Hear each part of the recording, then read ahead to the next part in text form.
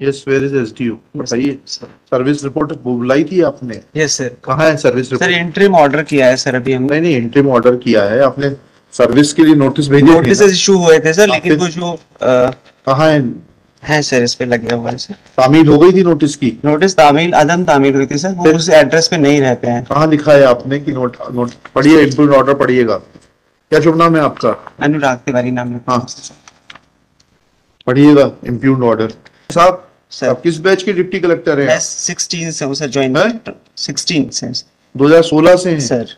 Public service commission से select होकर आए थे सर। ऐसा ऐसा ऑर्डर, ट्रेनिंग नहीं हुई आपकी? क्या हुई है सर? फिर सर पेशी दिनांक 10/4 सर। 10/4 को आपने क्या लिखा?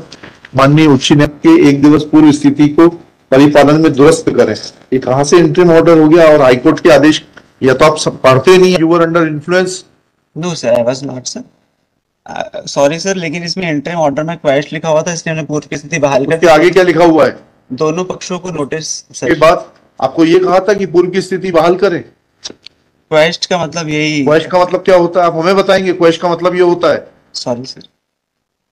अगर क्वेश्चन कर दिया था तो फिर हाईकोर्ट को लिखने की क्या जरूरत थी कि 90 दिन में दोनों पक्षों को सुनवाई का मौका दें? दोनों सर, आप तो सुप्रीम कोर्ट हो गए, हाईकोर्ट के ऑर्डर्स को इंटरप्रेट करेंगे। प्रोसेस में है सर। क्या प्रोसेस में है? उसके बाद हियरिंग में लिया है सर दोनों पक्षों को। कब लिया आपने? उसके बाद सर हमने कंटिन्यू उसको प्रोसेस में लिया है सर। अभी हियरिंग कब सुनवाई करी आपने, ये बताइए सर। इन प्रोसेस है sir. What is in process? ये क्या जवाब होता है? ये सरकारी जवाब यहां मत दीजिए, you will be in trouble. Sorry sir. Notice किस तारीख को तामील हुआ, ये बताइए।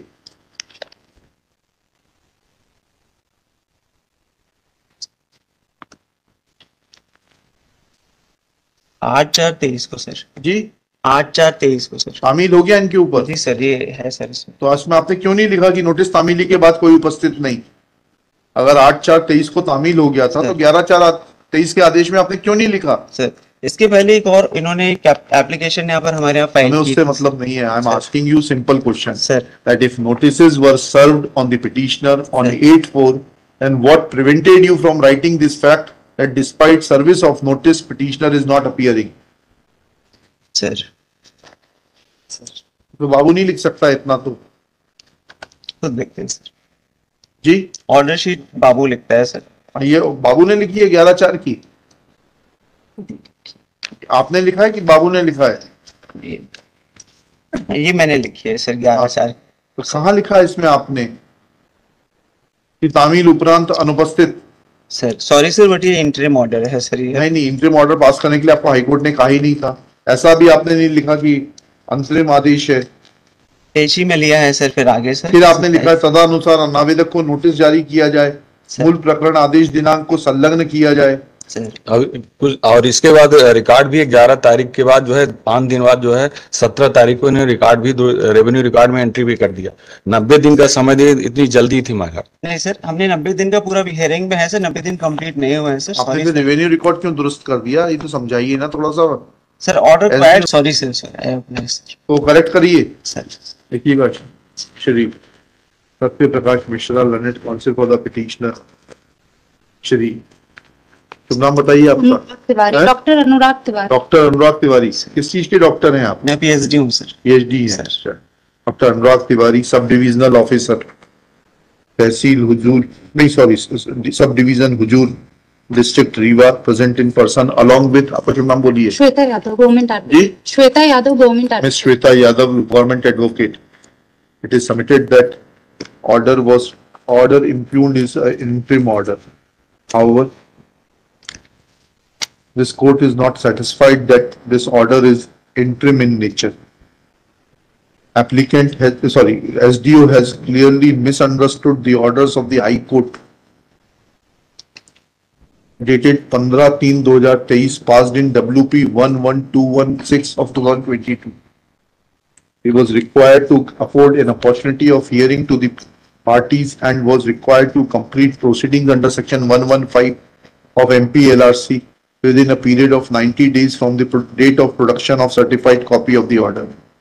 Full stop. बताइए 115 में, आप ही की बात पे चलते हैं, सीधे लैंड रेवेन्यू कोड दीजिए। कहाँ है इंटरिम ऑर्डर का प्रावधान 115 में? पढ़िएगा।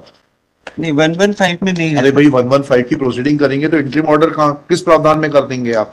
सर। एमपीएलआरसी के किस प्रावधान में किया आपने इंटरिम ऑर्डर? हाई कोर्ट के ऑर्डर अरे भाई sir you are governed by MPLRC. Sir High Court did not ask you to pass any interim order. Sir आप जितना उलझना चाहते हैं उतना पर्याप्त उलझा दिया जाएगा। सॉरी सर सॉरी आप बताइए ना 115 में बताइए पढ़ के कहाँ है प्रावधान इंटरिम ऑर्डर का?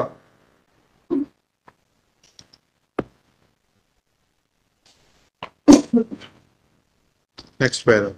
There is no provision under section 115 MPLRC to pass interim orders.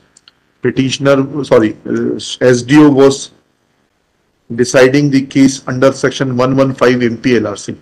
Thus, contention of the subdivisional officer Dr. Tiwari, Anurag Tiwari, that he had passed interim order is devoid of merit. There is no provision under section 115 MPLRC to pass interim orders. Therefore,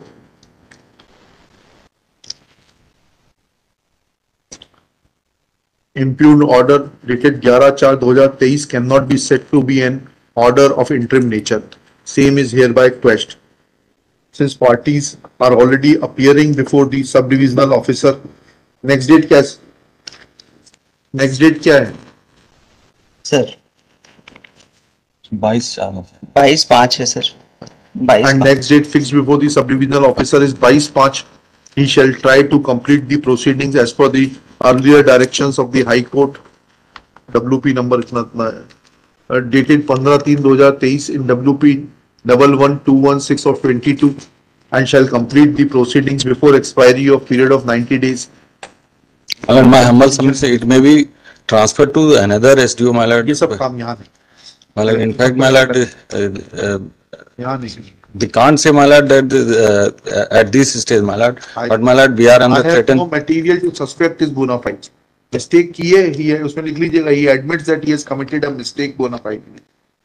चलिए, मेरे ख्याल से high court आने के बाद इतनी गुस्ताखी नहीं करेंगे ये, गलत आदेश पारित करें, जो भी लॉ के मुताबिक हो वो करिएगा. आई एम नॉट सेइंग इनके पक्ष में या उनके पक्ष में करिए. Pass orders according to law. Sir